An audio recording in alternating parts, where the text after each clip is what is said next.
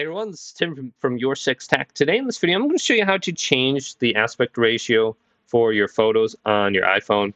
So let's go locate the Photos application and then open this up. And I have photos here already.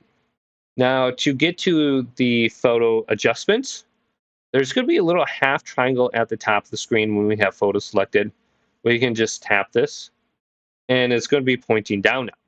Now at the bottom of the screen, we're going to have different options for looks like the flash on or off, auto, and then what is this? Maybe some sort of like night mode setting, live, auto, and then we have the different filters.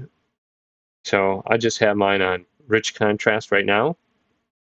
And then we can go back and we should be able to find the option now for the aspect ratio right here. 16:9 is what I have it on by default, but we have 4:3. And then we got a couple of different more settings on here. We have plus or minus exposure. Then we have timer on or off.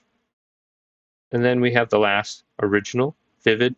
We have more different filters under here. So if we want to go ahead and change the color, we can do that under here. So hopefully this video did indeed help you out. If it did, leave it a big thumbs up and subscribe my channel down below for more tech videos coming up next on Your Six Tech.